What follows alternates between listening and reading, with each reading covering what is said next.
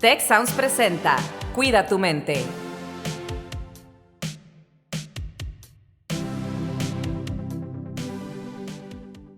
Hola, ¿qué tal? Les doy la más cordial bienvenida a este nuevo episodio de su podcast Cuida tu mente. Mi nombre es Carlos Ordóñez y me acompaña Rosalinda Ballesteros. ¿Cómo está, Rosalinda? Hola, ¿qué tal, Carlos? Un gusto saludarte, como en cada episodio. Y hoy con invitada de lujo porque nos acompaña Andrea Monsanto, que ya ha estado antes con nosotros, que además fue maestra tuya y mía en un curso de compasión integral y ahora es parte del equipo de bienestar integral del TEC de Monterrey. Andrea, un gusto tenerte de nuevo con nosotros. El gusto es mío, muchísimas gracias por invitarme. Andrea, pues el episodio de hoy es para platicar sobre la diferencia entre autoestima y autocompasión. Son cosas que ya habíamos tocado en episodios anteriores, pero como siempre nos falta tiempo y siempre decimos te vamos a volver a invitar, ya ves que lo cumplimos. Entonces, pues el día de hoy queremos seguir platicando de esto. ¿Es lo mismo autoestima que autocompasión o cómo debemos empezar a entender estos términos? Bueno, pues la verdad es que son dos conceptos parecidos, pero no iguales. Entonces, lo que dice Kristin Neff, que es una de mis investigadoras favoritas en cuanto a la autocompasión, es que la autoestima tiene que ver con un concepto mental. Es como una foto que nos hacemos de nosotros mismos, quién soy yo, y me pongo como en una cajita, soy bueno, soy malo, cumplo expectativas, qué tanto yo puedo lograr, cómo me comparo con los demás, cómo me ven los otros. Entonces vemos todo este concepto muy basado en esta actividad mental. Mientras la autocompasión es más determinada por la manera en que yo me relaciono conmigo misma, ¿sí? Entonces es más del corazón, ¿sí? Cómo yo me conecto conmigo misma más que cómo yo pienso acerca de mí misma. Entonces me pareció súper fascinante esta diferencia tan clara que yo creo que captura pues lo que estamos hablando aquí en este podcast. Wow, sí, y en realidad, bueno, aquí a mí me suena, por lo que comentas, que la autoestima en muchas ocasiones tiene que ver con compararnos con un modelo mental que podemos tener de cómo deberíamos ser o compararnos con otros, cuando la autocompasión deja fuera esa comparación y simplemente es aceptarnos, ¿no? Como somos y con las fortalezas y áreas de mejora que a lo mejor tenemos, pero como bien dices, querernos y aceptarnos como somos, ¿no? Sí, sí, entonces de hecho, Rosalinda, aquí yo estaba analizando algo interesante en estos dos temas, que es la parte interna y la parte externa, ¿sí? Entonces, en la parte interna, este concepto de la autoestima tiene que ver mucho con lo que estamos hablando, cómo yo me veo a mí mismo, cuál es esta actividad mental, cuál es la foto que pinto de quién soy yo. Y esto va a tener un efecto externo, que es voy a querer ser de pronto mejor que los demás. Y en relación a cómo me vea diferente al otro, entonces mi autoestima va a subir. Si yo logro grandes cosas en comparación con las personas que me rodean, mi autoestima está entonces alta. Sin embargo, la autocompasión cambia porque la autocompasión tiene que ver en esta parte interna en aceptar mi vulnerabilidad. Entonces, no importa si yo estoy arriba o estoy abajo, yo puedo sentirme bien conmigo misma porque mi valor no viene de cosas externas. Y en esa orden de ideas, entonces lo que vemos es que en la parte externa, la autocompasión tiene un elemento de humanidad común. Cometí un error o tiendo en general a verme más como, no soy muy diferente al otro, independiente si he logrado grandes cosas o no, nuestra esencia es la misma. Entonces vemos cómo la autoestima crea distancia hacia el otro y cómo la autocompasión crea cercanía y conexión. Entonces eso me parece fascinante. ¿Por qué será que en la sociedad, en los últimos años, o lo más común de escuchar, es la autoestima y no la autocompasión? Como que la autocompasión es algo reciente que empezamos a escuchar apenas, pues recientemente, en los últimos años, pero autoestima es algo que hemos escuchado y a lo mejor muchos de nosotros crecimos con eso, con ese término, incluso tal vez educamos a hijos, hijas con ese término. Y por lo que mencionan tanto tú como Rosalinda, esta parte de la comparación social, pues la hemos mencionado en diferentes episodios porque las mismas investigaciones en temas de bienestar, de felicidad y longevidad, hablan de que esta comparación social pues afecta mucho, ¿no?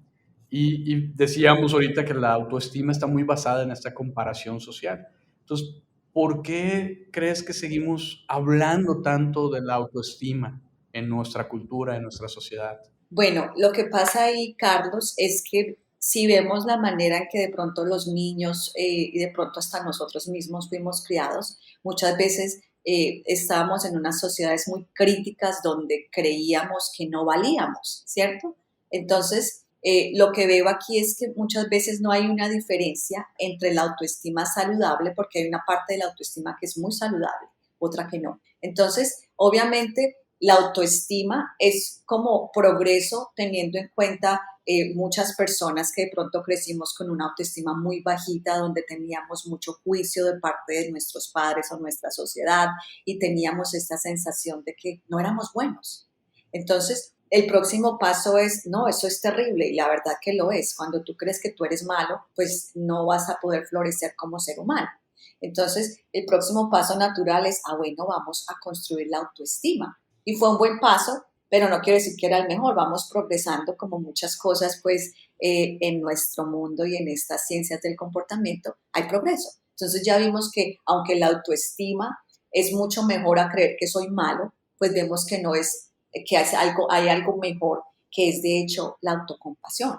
Pero no quiere decir que ese paso de sentirnos muchas veces o de crear de pronto sociedades con una autoestima demasiado bajita, no quiere decir que no hayamos progresado, es solamente un paso más allá donde vemos que hay una mejor manera de hacerlo. Fuera de eso, como te decía Carlos, aquí muchas veces no hubo un entendimiento entre la autoestima más positiva, porque hay un aspecto que es positivo, que es yo me siento bien conmigo mismo y eso me va a llevar a hacerme sentir feliz. Pero ¿cómo llego allá? Y ahí es donde entonces miramos los detalles de la autoestima y vemos que de hecho hay una autoestima saludable.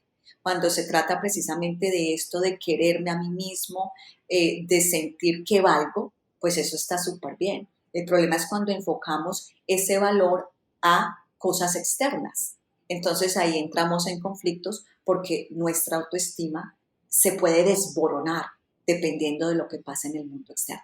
Y esto que dices creo que es muy importante porque yo escucho con frecuencia un comentario de decir, por ejemplo, cuando alguien actúa de manera como celosa, criticando a los demás, entonces de pronto alguien dice, es que tiene problemas de autoestima, no es lo que estamos haciendo nosotros, sino sus problemas propios de autoestima, ¿no? Y entonces ya el término como que se ha alejado cada vez más de esa estima de sí, ¿verdad?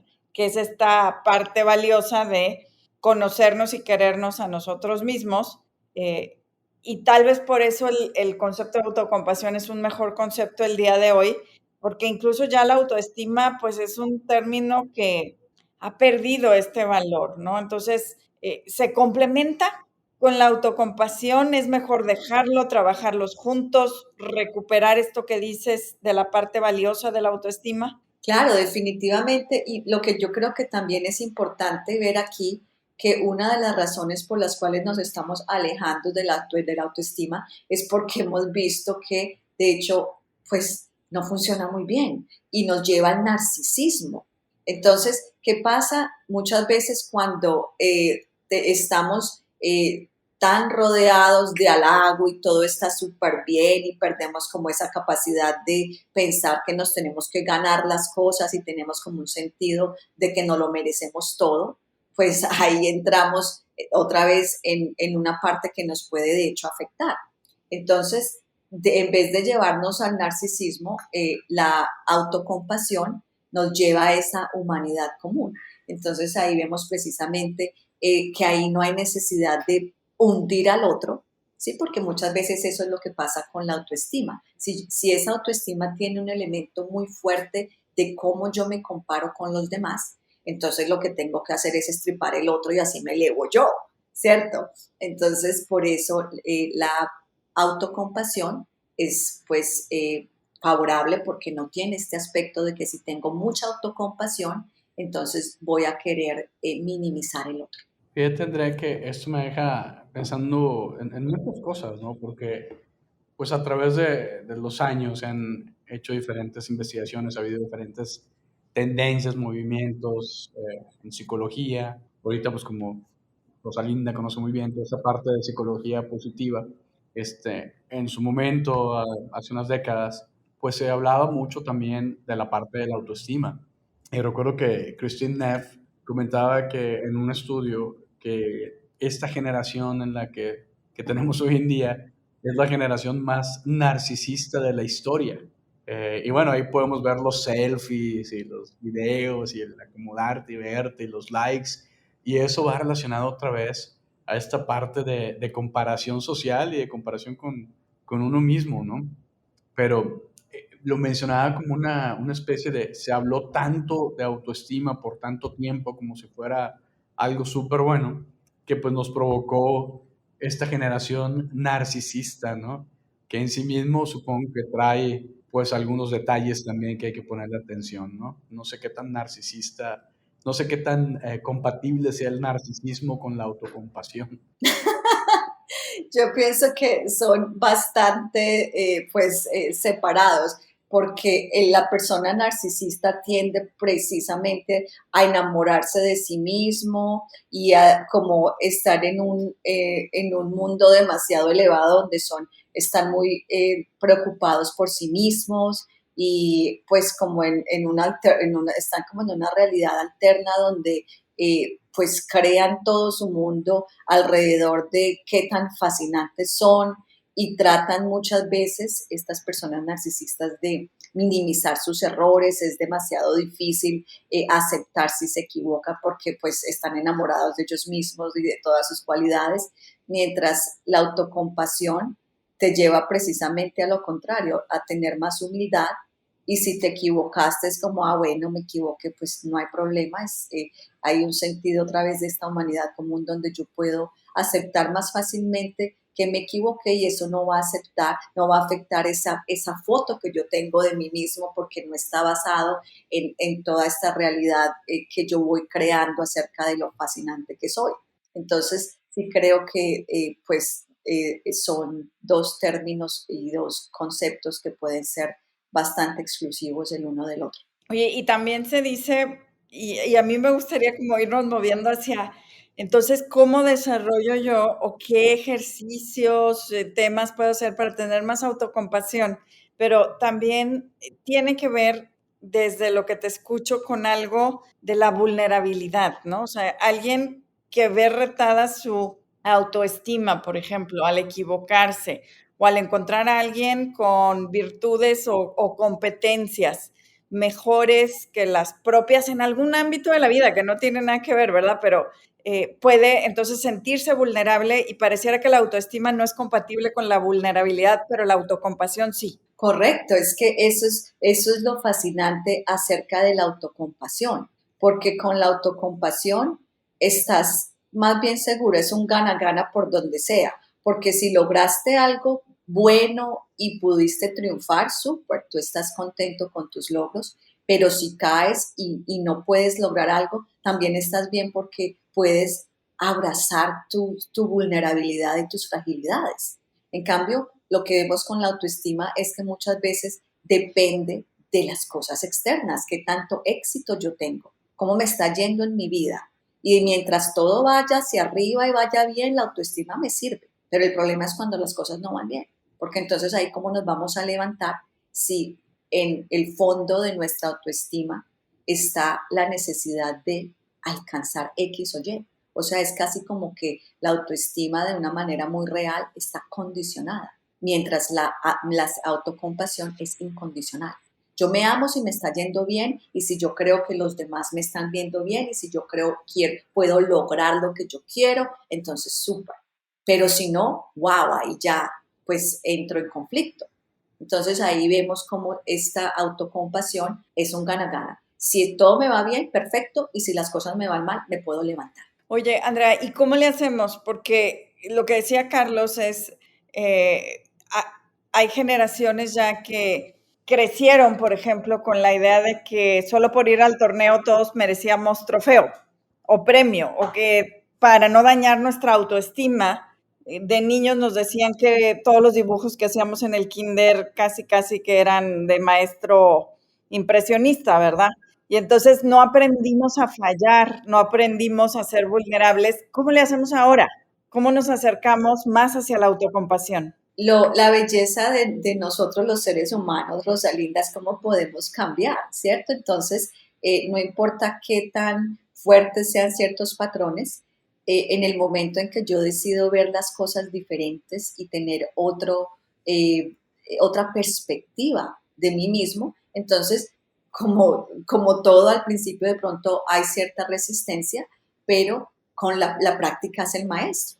Entonces, ¿cómo le hacemos? Primero que todo, nos calmamos, ¿sí? Porque muchas veces lo que pasa es que todo esto es tan inconsciente y estamos corriendo todo el tiempo y estamos, de hecho, viviendo nuestra vida desde la inconsciencia y no notamos nada. Entonces, ¿cómo le hacemos? Primero calmarnos, tener ciertas prácticas de autorregulación emocional donde podamos estar más conscientes y poder ver estas cosas. Entonces, cuando yo puedo ver, bueno, aquí estoy fallando, aquí estoy entrando en este estado mental negativo en el que pienso que todo, me lo merezco todo, y si de pronto me sentí súper mal porque algo no me salió bien, entonces me estoy autoflagelando. Si yo lo puedo ver, entonces lo puedo cambiar.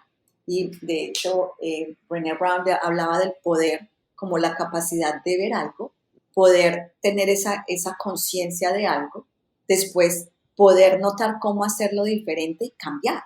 Entonces todos tenemos el poder de hacer cambios si lo deseamos. Y muchas veces son estas prácticas diarias y estas prácticas que podemos llevar como prácticas formales lo que va entrenando esa neuroplasticidad. Entonces hay de hecho meditaciones como la meditación de amor y amabilidad que hace precisamente eso, ayudarnos a reentrenar nuestra mente y corazón para pensar de una manera diferente y sentir de una manera diferente. Entonces ahí llega la autodisciplina, como ese pilar esencial de cualquier cosa que queramos hacer.